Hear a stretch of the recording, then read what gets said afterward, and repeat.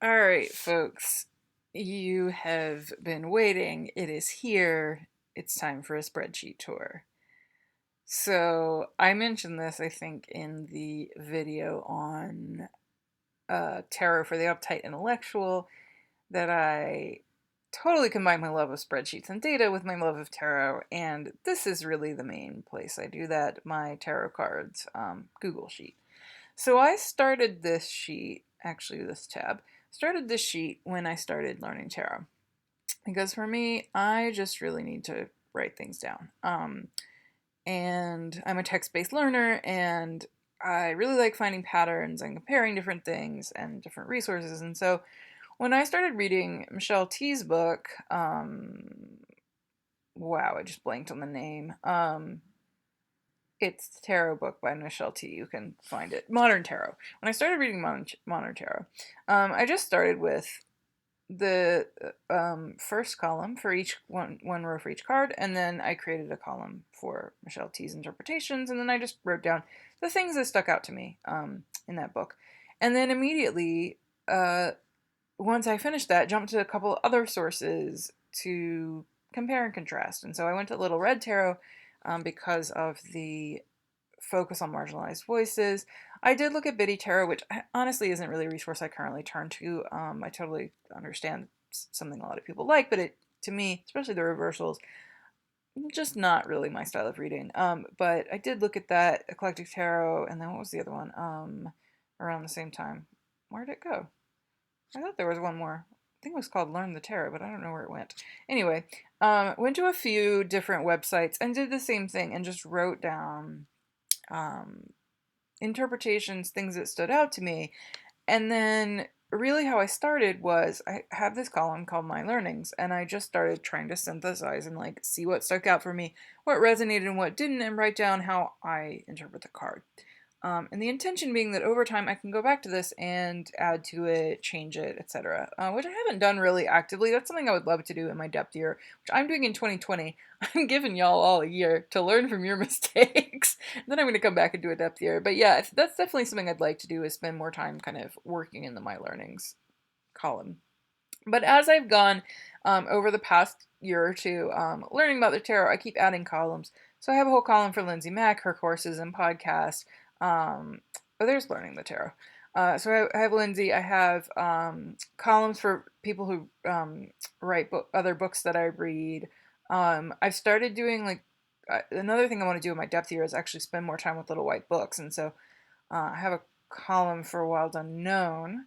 Um, which I'm actually not going to use Little White Book for that. I'm going to use, I believe it's Carrie Mallon did a whole comprehensive 78 card interpretation of the Wild Unknown. So I'm going to use that. Um, Tarot Bible I grabbed from the library, Lisa Robertson's book, Bakara Winter's book. So all these different people. Oh, actually, I think it's Vintner.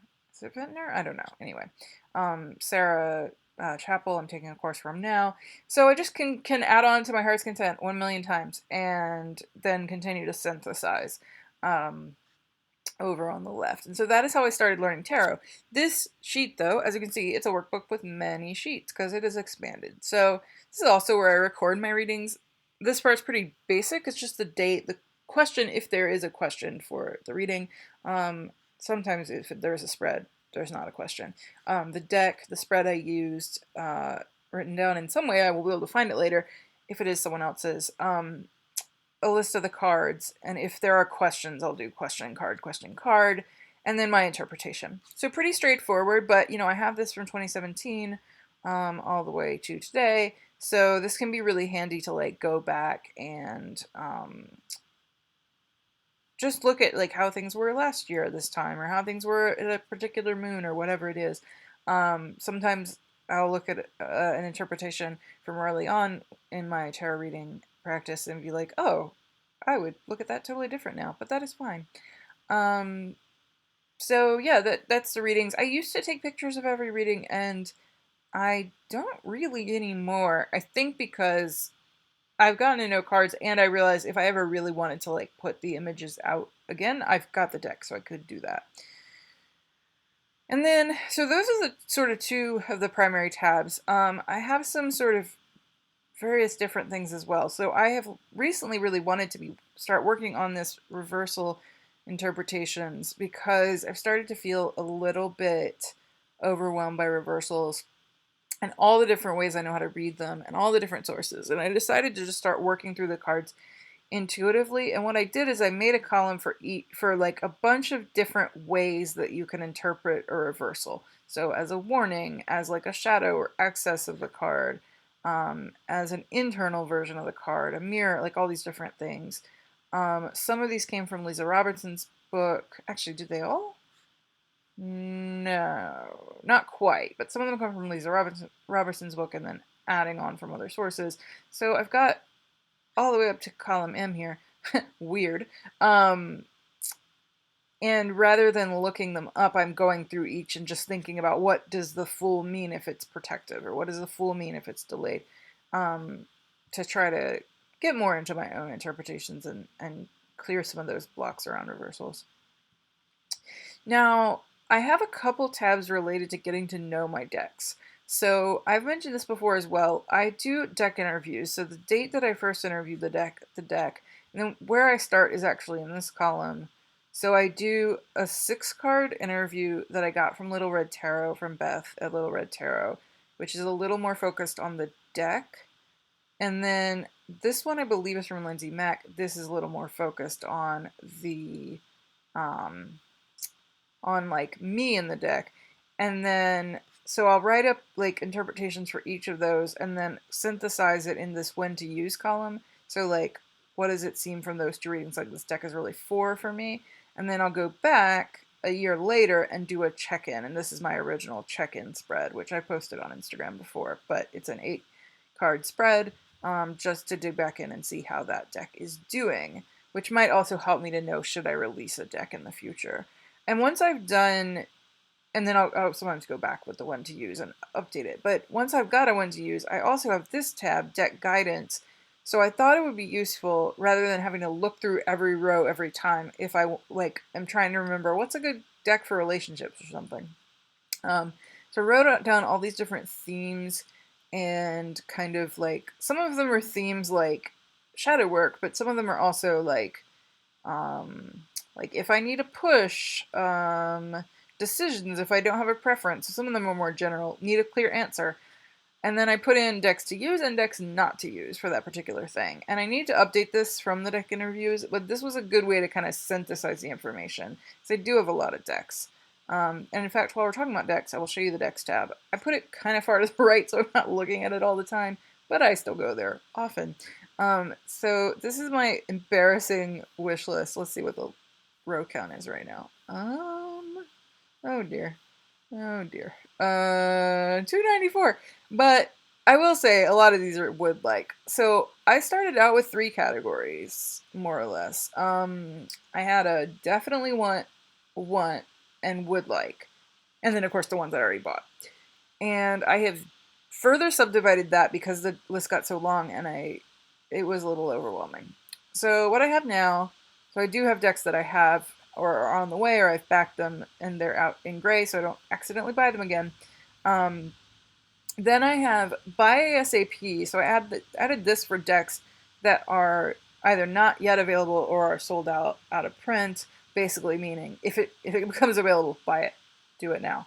Then I have definitely want, which might still, so these 2 decks are available. Right now I've got the Marigold and Everyday Enchantment. They are available, might not be buying them right away, but you know, as soon as I want to make a me purchase, like that would be the first place I'd look. Usually only a few decks there. And then priority future, meaning not immediately, but again, you know, once I buy those couple of decks that are the highest, or if I just have $17, which is way cheaper than the Marigold, for example, and want to do a little gift to self, this is my priority future. So that's like, what, 20 decks? So this is really like, I shouldn't, in theory, be going below this normally. But I have a kind of FOMO, or just a desire to curate things, so I keep going on below that. I have my want list next, and then I have would like, and then finally I have would take is like if it's available for free for some reason, then I'd take it, but I probably wouldn't pay for it, or like I might swap it. And everything has some notes. Is it Tarot Oracle, Lenormand? What's the theme, if there is one, and price and where it exists. So yeah, that's the decks. Then just a few more things here. I have some sort of random things. Like this one I didn't really get started, but I wanted to do, like, here are some combinations that if they show up, if things show up in a certain combination, pay attention to this. I think because books were pointing to that, and so I wanted to write them down, but then I forgot about it, to be honest.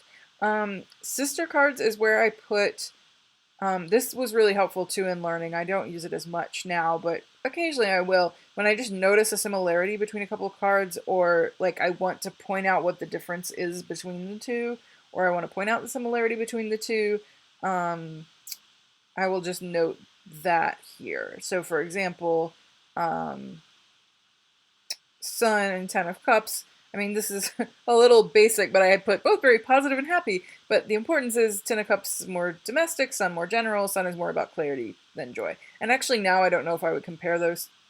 I probably wouldn't compare those cards in the same way. Sun is actually very different for me now, but that's an example.